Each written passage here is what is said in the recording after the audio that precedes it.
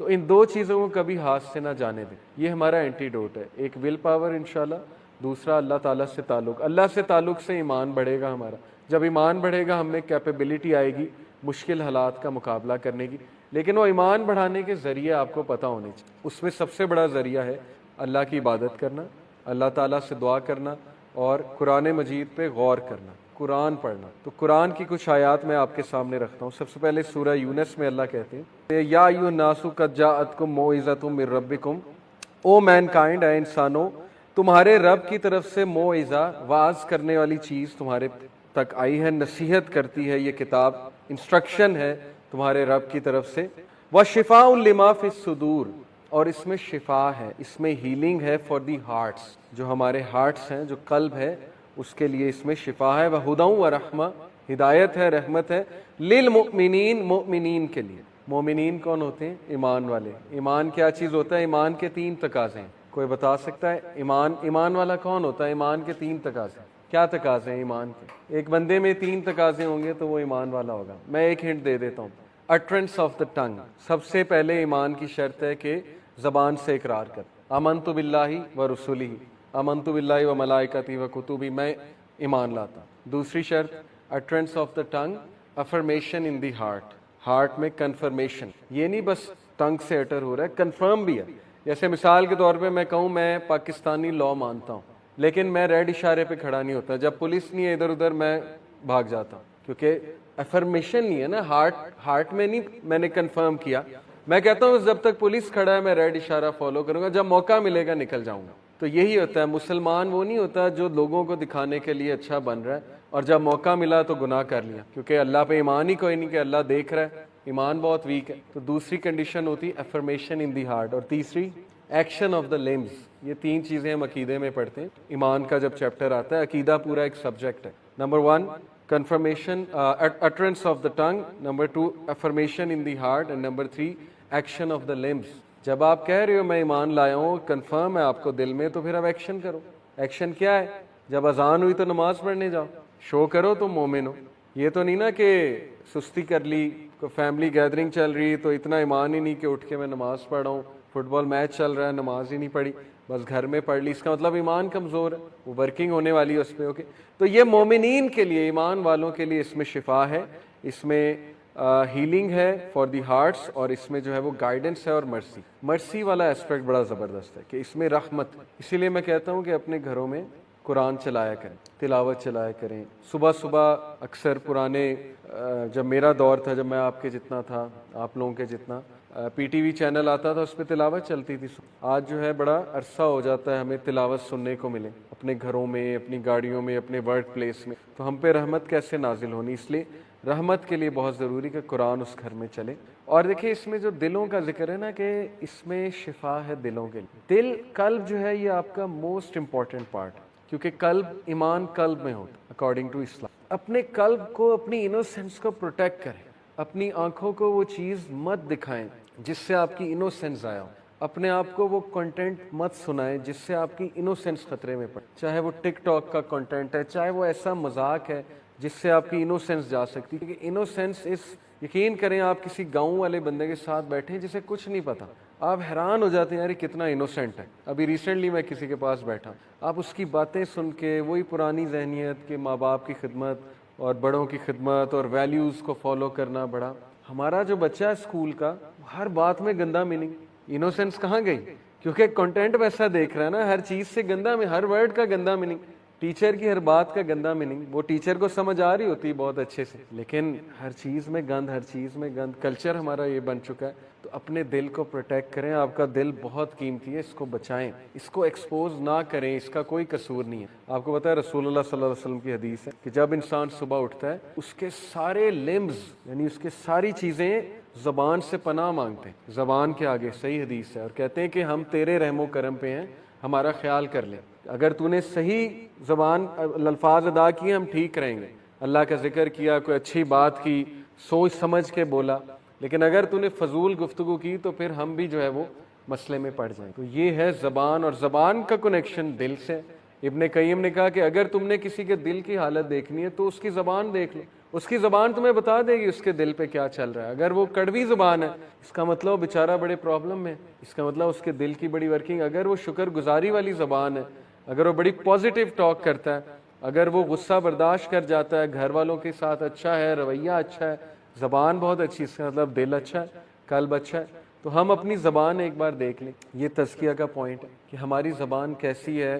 ہم کہیں ایسا تو نہیں باہر بہت اچھے ہیں، ماں باپ کے ساتھ ہماری زبان بہت چلتی ہے اور بہن بھائیوں کے آگے بہت چلتی ہے یا بیوی کے آگے بہت چلتی ہے، تو یہ اس کا مطلب دل پہ پھر کام ہونے والا ہے ظاہر ہے. تو اس لیے اپنے دل کو پروٹیکٹ کر. پروفٹ صلی اللہ علیہ وسلم نے کہا بیویئر، صحیح بخاری کی حدیث ہے، بیویئر، خبردار، there is a piece of flesh in the body, تمہارے جسموں میں ایک لوتھڑا ہے، if it becomes good and reform the whole body becomes good, اگر یہ ریفارم ہو جائے گا تمام باڈی ریفارم ہے. But if it is spoiled, لیکن اگر یہ خراب ہو گیا پھر سب کچھ خراب ہے، پھر ذہنیت خراب ہے، زبان خراب ہے، ایکشنز خراب ہے، عمل خراب ہے، پھر وسوسے بھی آتے ہیں بہت زیادہ کیونکہ دل پہ کام ہی نہیں ہوا نا. پھر وہ بندہ پھنس جاتا ہے، ڈپریس رہنا، ڈی موٹیویٹڈ رہنا، وسوسوں کا آنا، سمجھ نہیں آ رہی ہوتی میں کیا کروں، کیسے نکلوں وغیرہ وغیرہ، کیونکہ دل پہ کام نہیں کیا. اس لیے وہ کون سا پارٹ ہے؟ دیٹ از دی ہارٹ، وہ ہے تمہارا قلب. اس لیے اپنے قلب پہ رحم کرو، اپنے قلب پہ ورکنگ کرو.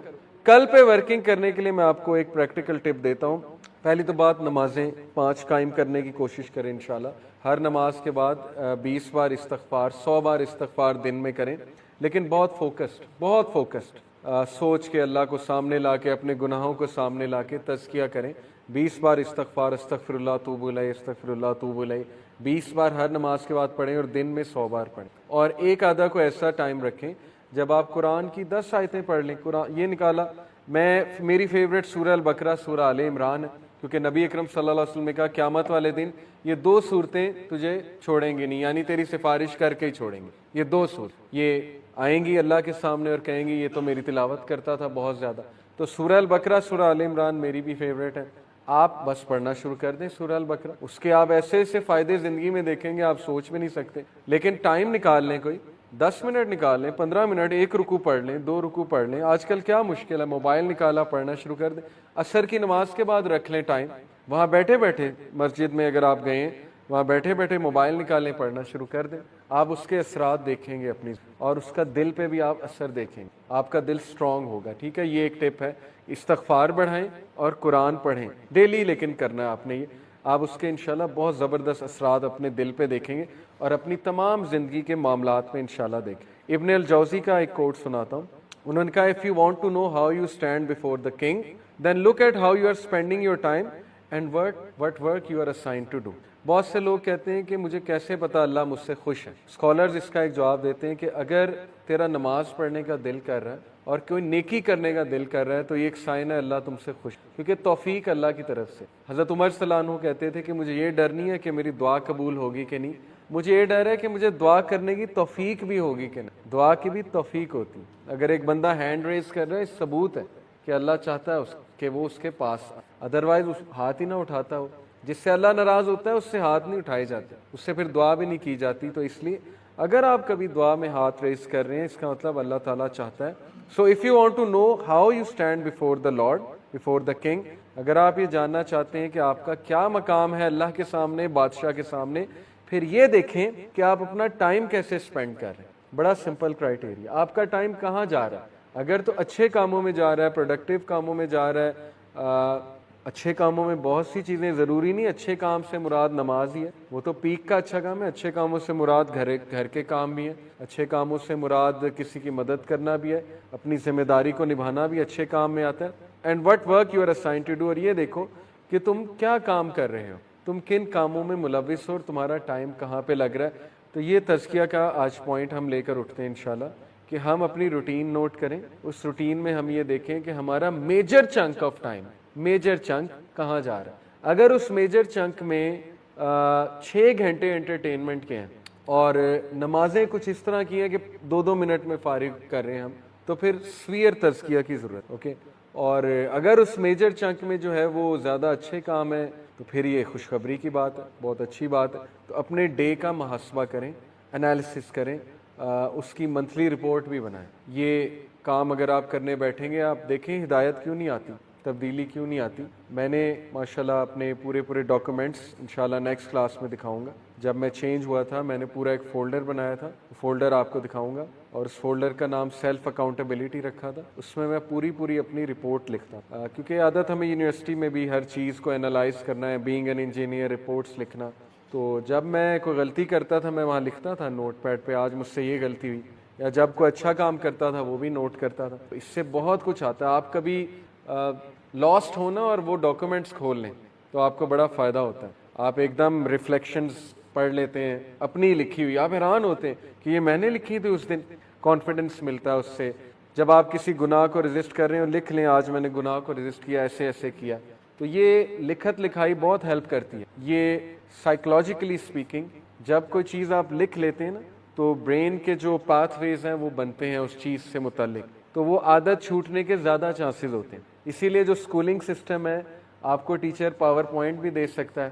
اسکول جانے کی کیا ضرورت ہے, آج کل تو گوگل کلاس روم پہ ٹیچر کہ لو یہ لو پاور پوائنٹ ڈال دیا, پڑھو بیٹھ کے. لیکن وہ کیوں بورڈ پہ لکھواتا ہے؟ آپ کہتے ہیں یار یہ ساری باتیں پتہ ہے, کیوں بورڈ پہ ہمیں لکھوا رہا ہے ساری باتیں؟ کیونکہ اس کے پیچھے سائیکالوجی ہے کہ آپ جب لکھو گے آپ کو چیز یاد رہے گی اور زیادہ چانس ہے کہ آپ وہ چیز ریپیٹ کرو. تو اپنا ایک فولڈر بنا کے نا انالیسس کریں اپنی شخصیت کا, اپنے روٹین کا, اپنے ٹائم چنکس کا انشاءاللہ تعالی, اور اس کے بعد ایکشن پلان بنائیں, کریکشن پلان, ایکشن پلان, کہ میرے روٹین میں مجھے یہ ٹرینڈ نظر آ رہا ہے کہ میں رات کے اس ٹائم بہت ضائع کر, یعنی یہ والا سلاٹ مجھے پرابلمٹک نظر آ رہا ہے جو 8 سے 11-12 کا ٹائم ہے. اس دوران میں ویلیاں مار رہا ہوتا ہوں, ٹھیک ہے, یہ آپ کے سامنے آ جائے گا کہ اس دوران میں یہ کر رہا ہوتا ہوں اور یہ چیز میرے ایمان کو خراب کر رہی ہے. تو بس اس کو ریپلیس کرنا شروع کریں, عادت بن جائے گی انشاءاللہ. آہستہ آہستہ کریں گے. Replace this thing with book reading. رات کو یقین کریں کوئی ناول پڑھ لیں, اگر اسلامی بکس نہیں پڑھنی ناولز پڑھ لیں, قیامت کے سائنس پہ بک پڑھ لیں, کوئی سلف کے کوٹس کے اوپر بک پڑھ لیں. دارالاسلام کبھی جائیں, اتنی بہترین کتابیں آج کل آ گئیں. اسلاف کی سٹوریز لے آئیں, jewels of the gems of the self وہ ایک کتاب ہے. کوئی سائنس, ماڈرن سائنس پہ کتاب, ماڈرن سائنس اینڈ اسلام, یہ دارالاسلام کی کتابیں, ایسٹرو فزکس اینڈ اسلام دارالاسلام کی کتابیں. ان کو بک ریڈنگ سے انشاءاللہ آپ لوگ آہستہ آہستہ اپنی ہیبٹس کو ریپلیس کریں, اس طرح تبدیلی آئے گی. ادروائز صرف ایک لیکچر پہ آنے سے چینج نہیں آئے گی, کیونکہ یہ ہم سن کے چلے جاتے ہیں. تو تبدیلی لانے والے انشاءاللہ آپ ہیں, اور اللہ سبحانہ و تعالیٰ آپ کے ایکشنز دیکھ کے آپ کو ہدایت میں انکریز کرے گا. اوکے, یہ بات یاد رکھیں. بہت سے لوگ مجھ سے سوال کرتے ہیں کہ ہم کنسسٹنسی کیسے اچیو کریں. دیکھیں جو کنسسٹنسی ہے نا, یہ اصحاب کہف کے واقعے سے ثابت ہوتا ہے کہ اللہ تعالیٰ ان کے بارے میں کہتے ہیں کہ وَرَبَطْنَا عَلَىٰ قُلُوبِهِمْ إِذْ قَامُوا فَقَالُوا رَبُّنَا رَبُّ السَّمَاوَاتِ وَالْأَرْضِ لَن نَّدْعُوَ مِن دُونِهِ إِلَٰهًا لَّقَدْ شَطَطَا. اور پھر اللہ نے ان کا إِنَّهُمْ فِتْيَةٌ آمَنُوا بِرَبِّهِمْ وَزِدْنَاهُمْ هُدًى. پہلی بات یہ بتائی کہ وہ لوگ جم گئے, کھڑے ہو گئے, انہوں نے اعلان کر دیا اللہ ہمارا رب ہے. اس بیسس پہ اللہ نے انہیں استقامت دے. ایکشن کی بیسس پہ استقامت ہوتی ہے.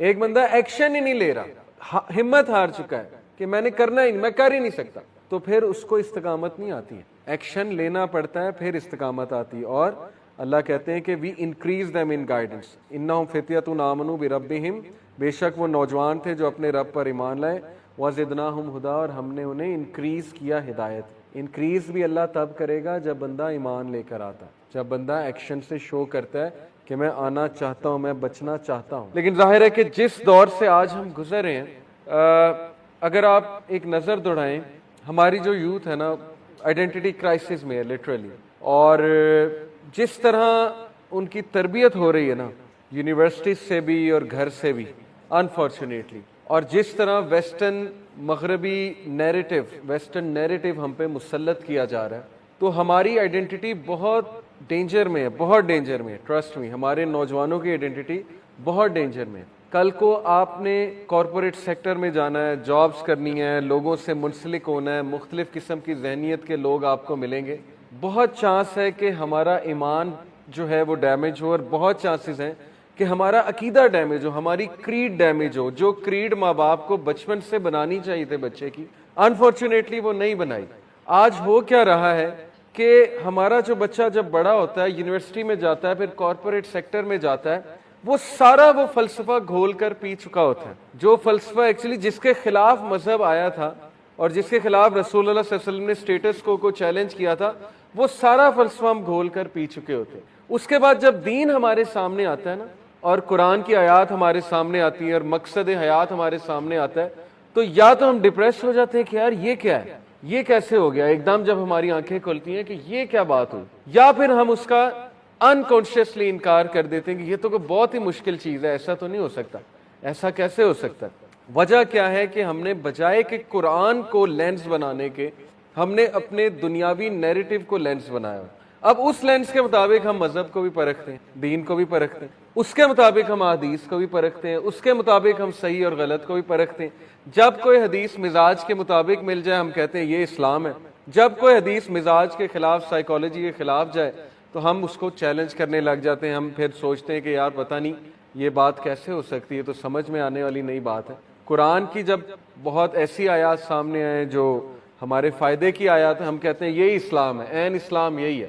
لیکن جیسے ہی قرآن میں حلال اور حرام کا ذکر آنا شروع ہو، قرآن میں ایسی باتیں جو ہمیں شیک کریں، جالٹ کریں، اندر سے ویک اپ کال دیں، پھر ہم سوچ میں پڑ جاتے ہیں، ڈاؤٹ میں آ جاتے ہیں کہ یار ایسا کیسے ہو سکتا ہے۔ آج یہی خطرہ، یہ جو مینٹالٹی ہے نا کہ ہم اپنی سائیکالوجی کے مطابق دین کو بھی دیکھ رہے ہیں، یہ بہت بڑا شرک ہے۔ یہی مسٹیکس پرانی امتوں نے کمٹ کی تھی کہ وہ اپنی سائیکی کے مطابق، اپنی نفسیات کے مطابق ہر چیز دیکھنا چاہتے تھے۔ یہی بنی اسرائیل کی سب سے بڑی مسٹیک تھی۔ آج ہم بھی وہی کر رہے ہیں۔ ہمارے سامنے نبی کا کوئی حکم آتا ہے، ہم کہتے ہیں یہ تو بہت سخت بات ہے، نبی تو ایسی بات کر ہی نہیں سکتا، یہ تو عقل کو ہی نہیں لگتی، تو لاجک کو نہیں لگتی، یہ تو مولویوں نے بات بنائی ہوئی ہے۔ وداؤٹ ڈوئنگ اینی ریسرچ، ہم میں سے کتنوں کو سورسز آف شریعہ پتہ ہے؟ اگر میں اپنی کلاس میں مطلب اکثر اسٹوڈنٹ سے پوچھتا ہوں، وہ لیول کو پڑھاتا ہوں میں، کہ سورسز آف شریعہ کیا ہوتی ہیں، اگر تو اسلامیت میں پڑھا ہے جواب دے دیتے ہیں، ادروائز یہ بھی نہیں پتا سورسز آف شریعہ ہے کیا۔ قرآن نمبر 1، حدیث نمبر 2، اس کے بعد آثار صحابہ کے اقوال نمبر 3، اجماع نمبر 4، کنسنسس، اجماع کیا ہوتا ہے یہ بھی نہیں ہم نے اتنا پڑھا، قیاس نمبر 5، اجتہاد نمبر 6، عرف نمبر 7، عرف کسٹم آف سوسائٹی، کسٹم بھی دیکھا جاتا ہے لیکن وہ لیسٹ ہے۔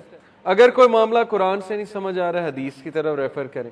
حدیث سے بھی نہیں آپ کو سمجھ آ رہا ہے، یعنی کہ آپ سمجھتے ہیں کہ اس پہ علماء کی رائے لینی چاہیے، تو آپ صحابہ کے اقوال پڑھیں، صحابہ کی تفسیر کی طرف جائیں۔ تفسیر ابن کثیر صحابہ کی تفسیر، ابن عباس کی تفسیر ہے، صحابہ سے بھی چلیں، آپ کو سم ہاؤ ایک میٹر نہیں نظر آ رہا۔ آپ اجماع دیکھیں، امت کا اجماع کس پہ، کنسنسس کس پہ، انٹلیکچوئلز کا۔ مثال کے طور پہ پردے کے ایشو کو لے لیں، پردے کا ایشو میں اجماع کہاں پر ہوا ہے؟ علماء کا اجماع، علماء سے مراد ہے تمام مکاتب فکر کے علماء کا اجماع۔ کنسنسس دیکھیں کہ پردہ کیا ہوتا ہے، عورت کا پردہ کیا ہے، مرد کا پردہ کیا ہے، یہ ایشو ہے کیا پردے کا، حجاب کیا ہوتا ہے، وہاں سے بھی نہیں سمجھ آ رہا ہے۔ ایک چیز قیاس کی جا سکتی ہے، کوئی نیا مسئلہ درپیش آ گیا، اس میں قیاس ہوگا، جیسے ڈرگز کا معاملہ ہے۔ پہلے یہ ڈرگز کے نام ہم نے نہیں سنے جو آج کل ہم سن رہے ہیں، تو کیا یہ حرام ہے حلال ہے؟ قیاس ہوگا۔ قیاس ہوتا ہے انالوجی، ایک چیز کے ساتھ، جو چیز ویل ڈیفائنڈ ہے اس کے ساتھ انالوجی کریٹ کر کے ایک چیز کو پرکھا جاتا ہے، دیکھا جاتا ہے، علماء کا کام ہے۔ کوئی بہت بڑا نیا مسئلہ آ گیا، اس میں اجتہاد ہوگا، جیسے آرگن ڈونیشن، ایک بندہ مرنے سے پہلے اپنی آنکھیں ڈونیٹ کر سکتا ہے کہ نہیں کر سکتا ہے، اس کے لیے اجتہاد ہوگا۔ برائلر چکن حلال ہے حرام ہے، اس کے لیے اجتہاد ہوگا۔ اگر چکن جو ہے اس کو آپ ذبح کرنے کی بجائے مشین پہ ڈالتے ہیں، اور وہ مشین جو ہے وہ ٹکا ٹک ذبح کر رہی ہے، ایک ہوتی ہے نا مشین کہ ہر کسائی ہائر کرنا پڑے گا، تو مشین سے ذبح کر دیتے ہیں، حلال ہے حرام ہے، اجتہاد ہوگا۔ اوکے، ڈاکٹرز جو ہیں MBBS والے، وہ ڈیڈ باڈی کو اسٹڈی کر سکتے ہیں کہ نہیں کر سکتے ہیں، اس کے لیے انہیں دل نکالنا پڑے گا ڈیڈ باڈی کا، کیا یہ ڈیڈ باڈی کی تصحیح ہے یا جائز ہے، اس پر اجتہاد ہوگا۔ تو اجتہاد ان معاملات پہ ہوتا ہے، اور پھر اینڈ میں عرف بھی دیکھا جاتا ہے کہ ایک معاشرے کا عرف کیا ہے۔ اب یہ ساری سورسز آف شریعہ کو چھوڑ کے ہماری سورس آف شریعہ سب سے پہلے عقل، کہ مجھے صحیح لگتی ہے کوئی چیز کہ نہیں لگتی ہے۔ عقل تو ہے ہی نہیں کہیں سورس آف شریعہ میں، کیونکہ عقل سب کی مختلف ہے۔ آج ہم جتنی ڈیبیٹس فیس بک پہ کر رہے ہوتے ہیں، کس بیسس پہ؟ عقل کی بیسس، کہ نہیں میرے خیال میں یہ بات۔ آپ کا خیال میٹر نہیں کرتا اگر آپ کے پاس علم نہیں ہے۔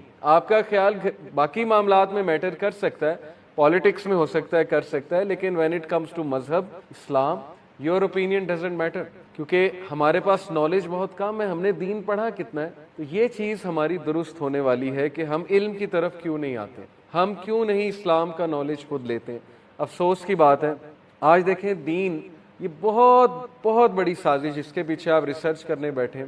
آج دین جو ہے وہ انفارچونیٹلی، میں کچھ کسی کو برا نہیں کہنا چاہتا، لیکن انفارچونیٹلی وہ لوگ دین پڑھا رہے ہیں جن کی اپنی ایموشنل انٹیلیجنس بہت کم ہے، یا جن سے یوتھ ریلیٹ نہیں کر پاتی. میں کسی کو نہیں ٹارگٹ کرنا چاہ رہا، نہ مدارس کو کہنا چاہ رہا ہوں، نہ قاری صاحب کو کہنا چاہ رہا ہوں، لیکن انفارچونیٹلی بات یہ ہے کہ ہمارا یہ کہیں نہ کہیں کانسیپٹ بن گیا تھا کہ جو بچہ بیکار ہے اس کو دین پڑھاؤ، اور جو بچہ انٹیلیجنٹ ہے اس کو جو ہے وہ دنیا پڑھاؤ تاکہ وہ دنیا میں بہت آگے جائے. تو یہ کانسیپٹ کس نے چینج کرنا ہے؟ یہ ہم نے ہی چینج کرنا ہے. ہم یہی کہتے ہیں، دیکھیں اگر میری کسی مدرسے کے طالب علم سے بات ہوتی ہے، میں اسے کہتا ہوں آپ فزکس کیوں نہیں پڑھتے؟ آپ نے بہت پڑھ لیا دین. اب اگر آپ ابھی بھی کہو گے نا کہ میں نے مسجد میں جانا ہے اور بس ایک خطبہ دینا ہے، تو اس لیے دین نہیں پڑھا تھا. رسول اللہ صلی اللہ علیہ وسلم جو ہے وہ نبوت جب آئی تو اللہ نے کہا کم فانذر، اٹھو ڈراؤ، جاؤ سوسائٹی میں جاؤ، معاشرے میں جاؤ، معاشرے میں جا کے دین پریزنٹ کرو، پریکٹیکل امیج پریزنٹ کرو. اس لیے نہیں تھا کہ بس ایک مسجد میں بیٹھ جاؤ اور لوگ تمہارے پاس آئیں گے اور لوگ بس تمہارے پیچھے آ کے نماز پڑھیں گے. یہ پرپز نہیں تھا دین کا. اس کا یہ مطلب نہیں مسجد میں امام نہیں ہونا چاہیے یا مسجد کا امام بننا بری بات ہے، ایسی کوئی بات نہیں. بہت یہ نوبل پروفیشن ہے، پروفیشن کہوں یا ذمہ داری کہنا چاہیے. لیکن یہ کس نے کرنا تھا؟ اگر آپ لوگ اپنے کلاس فیلوز کو دین نہیں وٹنس کرا سکتے، اور انہوں نے وہی وٹنس کرنا ہے جو وہ پہلے سے وٹنس کرتے آ رہے ہیں آپ کے کریکٹر کے تھرو بھی، تو پھر کیا آپ نے جو ہے نبی صلی اللہ علیہ وسلم سے وفاداری کی؟ پھر میں نے کیا وفاداری کی؟ اگر میں بھی انہی کی طرح بن رہا ہوں جن ڈسکشنز میں وہ انوالوڈ ہیں میرے کلاس فیلوز، میں ان کے ساتھ بیٹھ کے ہنستا بھی ہوں، گپے بھی لگاتا ہوں، نہیں انل منکر نہیں کرتا، امر بالمعروف نہیں کرتا، میری کوئی حرکت ایسی نہیں ہے جس سے میں ثابت کروں کہ میں ایک پریکٹسنگ مسلمان ہوں، پھر اسلام کیسے ان تک پہنچے گا؟ یہ ہمارے اندر ایک بہت پرابلمیٹک چیز ہے جس پہ میں آج بات کرنا چاہتا ہوں. دیکھیں میری بھی جو سٹوری، میں نے آپ کو کہا انشاءاللہ نیکسٹ لیکچر میں آپ کو سناؤں گا. میری بھی کوئی سٹوری ایسی ہے کہ میں نے ایک ایسی لائف گزاری، غافل لائف جسے کہتے ہیں، غافلون میں سے تھا، پتہ ہی نہیں تھا صحیح غلط کا، پتہ ہی نہیں تھا، کیئر لیس لائف تھی، کبھی توجہ ہی نہیں دی اس طرف، انٹل ظاہر ہے کہ توجہ اس طرف دینی پڑی. زندگی میں کچھ نہ کچھ ایسا ہوتا ہے کہ انسان کو توجہ دینی پڑتی ہے، اور جب توجہ دی تو پھر یہ ٹھان لی کہ نہیں اب اسلام انشاءاللہ لوگوں تک پہنچانا ہے، اپنے کردار کے تھرو بھی اور اپنی باتوں کے تھرو بھی اور سٹیٹس کو چیلنج کر کے بھی. یہی مسلمان ہوتا ہے اصل میں. تو قرآن کو پڑھیے.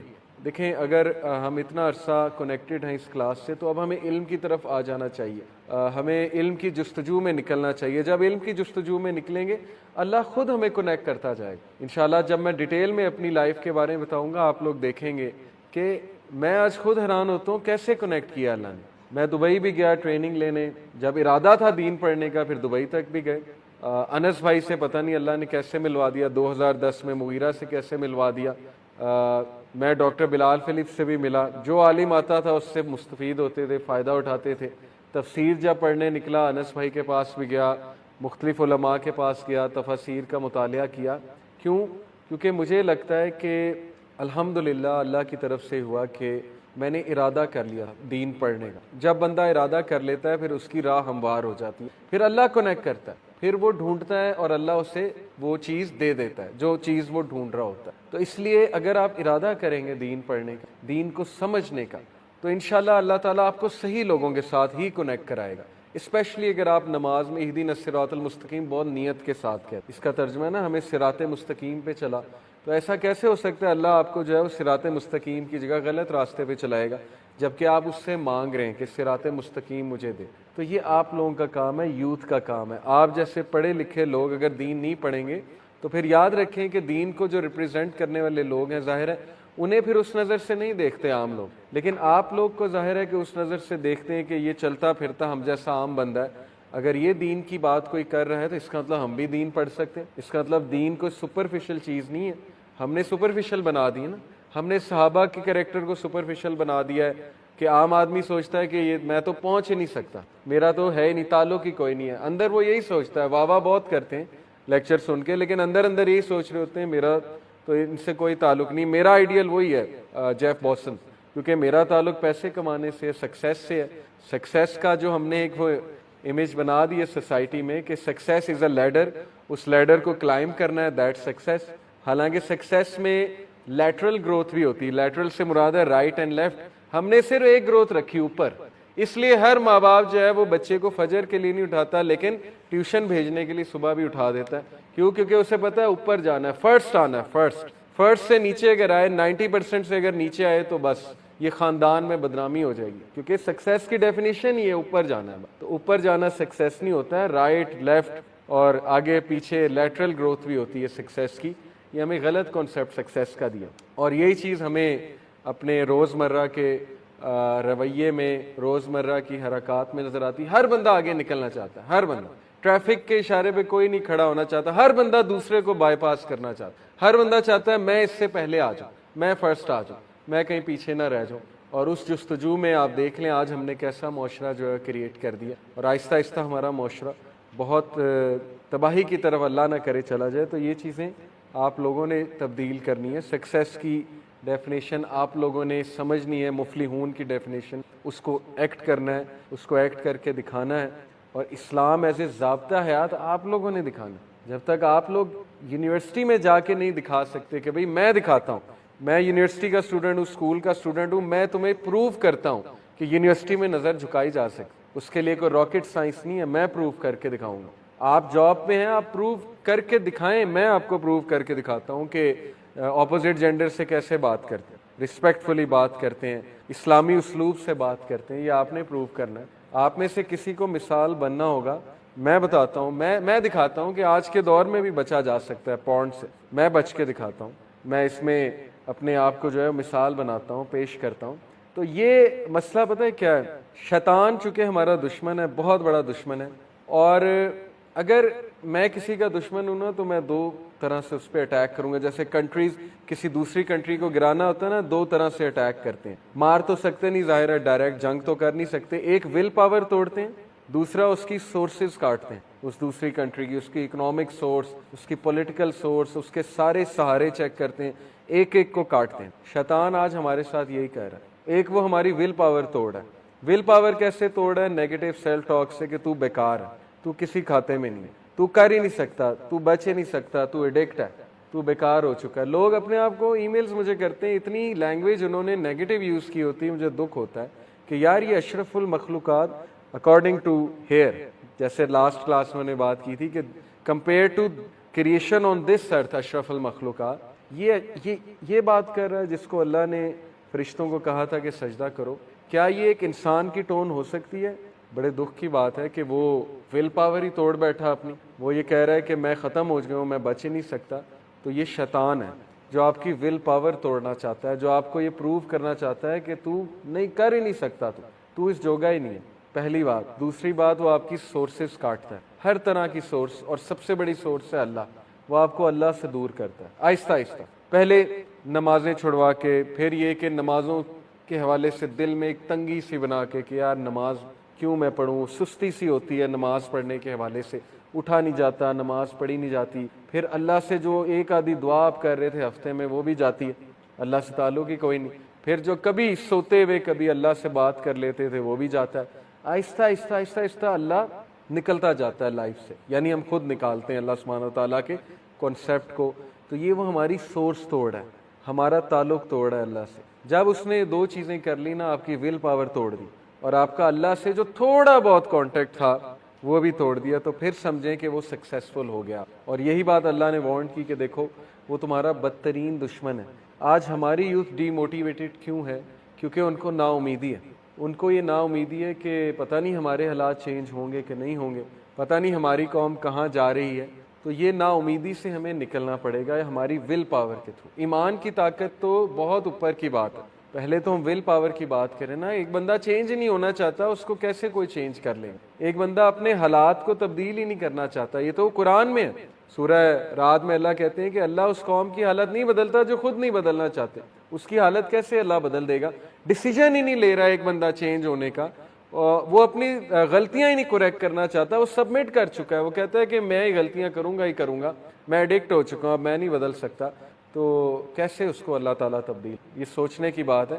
اپنی ول پاور پہ کام کریں, اپنے آپ سے پازیٹیو سیلف ٹاک کیا کریں, اپنے آپ کو تھپکی دیا کریں. اوکے, جب آپ کو اچھا کام کریں اپنے آپ کو اچھا ٹریٹ کیا کریں. Negative self talk is very bad. چونکہ میں پازیٹیو سائیکالوجی پڑھتا رہتا ہوں ہمیشہ پازیٹیو انٹرپریٹیشن کیا کریں حالات کی. ہر انسان سے گناہ ہوتا ہے, انسان پھسل جاتا ہے, لیکن گیو اپ نہ کریں. یہ نہ کہیں کہ بس اب میں گناہ ہی کروں گا, میں تو عادی ہو چکا ہوں, گناہ میری روٹین بن چکی ہے, اب میں نہیں بدل سکتا, میں نہیں چینج ہو سکتا. آپ کے سامنے بہت لمبی ٹو ڈو لسٹ ہوگی, یہ بھی کرو, یہ بھی کرو, اتنی سناز ہیں, ایسے کرنا ہے, ویسے کرنا ہے. Take it easy. اللہ کے نبی صلی اللہ علیہ وسلم نے کہا religion is easy, whoever overburdens himself will not be able to do so. Religion آسان ہے, جو کوئی اس میں اوور برڈن کرنے کی کوشش کرتا ہے اپنے آپ کو. اوور برڈن سے مراد ہے کہ بہت سی ذمہ داریاں اپنے اوپر لے لیتا ہے اور میراتھن کی بجائے جو ہے وہ اسپرنٹ ریس لگانے لگ جاتا ہے کہ ایک ہی دن میں چینج ہو جاؤں گا, اور ایک دن میں چینج نہ ہو تو پھر ڈپریس ہوتا ہے. تو یہ پھر مناسب طریقہ نہیں, کیونکہ پروفٹ صلی اللہ علیہ وسلم نے کہا everyone has his time of energy and every time of energy is followed by time of lethargy. ہر انسان پہ انرجی کا ٹائم آتا ہے, انرجی کا ٹائم کے بعد لیتھارجی کا ٹائم آتا ہے. اور پھر کہا but I have hope for the one who is moderate, who is on the middle path. لیکن مجھے اس کے بارے میں ہوپ ہے جو ماڈریٹ چلتا ہے, درمیانی راہ اختیار کرتا ہے. صحابہ کا بھی آپ طرز عمل دیکھ لیں, وہ درمیانی راہ پر تھے. ہمیشہ وہ اتنے عمل کرتے تھے جتنے عمل وہ کر سکتے ہیں, لیکن فرائض نہیں چھوڑنے. فرائض کی اگر میں بات کروں, فرائض تو کرنے ہی کرنے. سو ٹیک اٹ ایزی, اپنے اوپر